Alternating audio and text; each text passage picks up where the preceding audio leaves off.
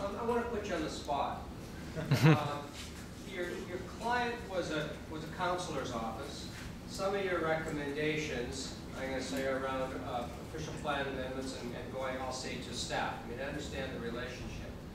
And I think you commented also about in your focus group, some people wanted to bring lanes out of the dark. I want to hear you just talk a little bit about, where do you go now? I'm struck as in, what kind of advice do you give to the counselor's office?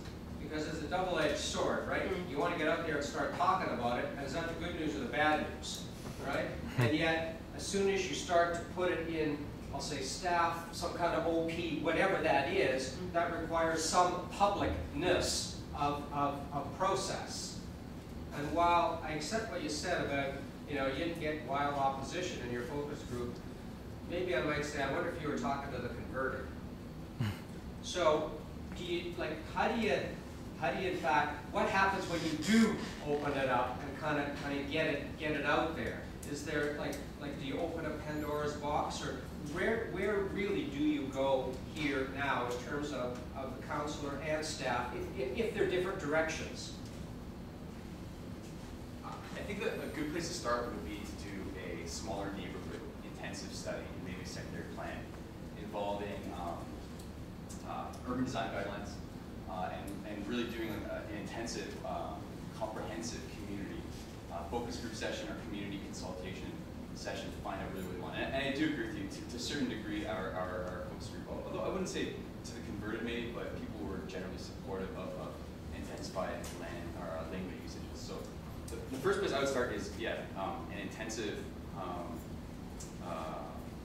laneway secondary plan by neighborhood, possibly through Kensington Market or, as was suggested by or King West, someplace where this transition has already started.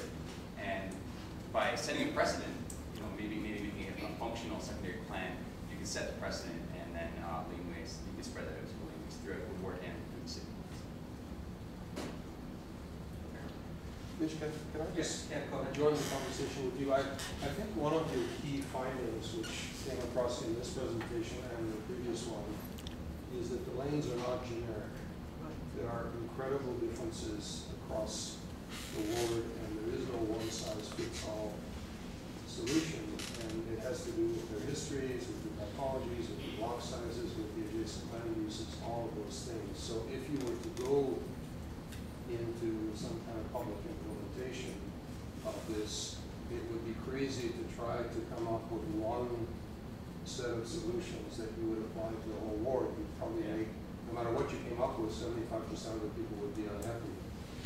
I'm going to use an example from another ward, which I think is really interesting, and that is in Corktown, where there's a really remarkable laneway culture that has emerged with new buildings, new uses, new housing. Jamie Kennedy has a great restaurant on the Gilead Place. But the solutions that are in Corktown would not make sense in Cabbagetown or in Rosedale in that ward, which is also sort of north-south slice. So if this were to go further, it would be really interesting to look at the different parts of the ward very specifically and think about tailor-made solutions that might be uniquely adapted to those environments. One of the challenges we have dealing with lanes is that the entire city approaches lanes from a policy perspective with lanes are effectively not streets, therefore all lanes are lanes. And what I find interesting about this is there's actually a grading of the lanes into six categories with sort of active and passive delineation. I mean, basically 3 categories of active and passive delineations.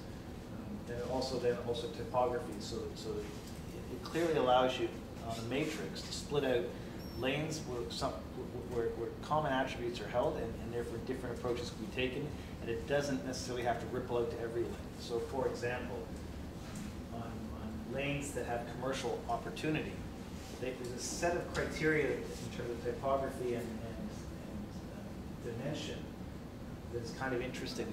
It allows you to approach that category differently than the other categories, and that allows you to start experimenting in a way that doesn't trigger panic in other parts of the ward.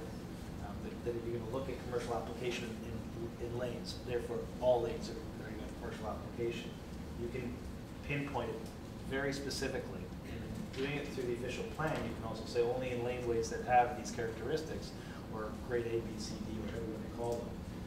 Only those laneways can you start to explore them this way, which is critical. The other challenge that we have is this set of recommendations starts to speak to, is that there is a template for lifting all laneways up one level above they're not streets.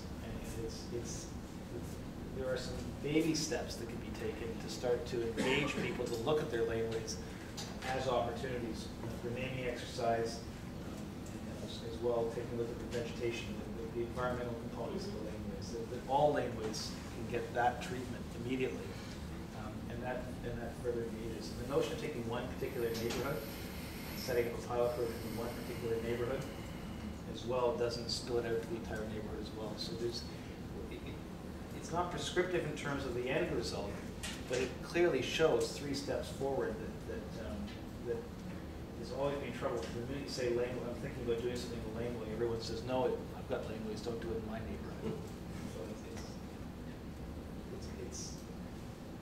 it's instructive as someone who commissioned this for different reasons. It's very useful in a way I didn't expect it to be useful. Because it allows me now to figure out how I can start to deliver, for example, snow clearance in residential laneways. And now know where they are, and just send one complete map to the Works Department, perhaps provide a substantial change to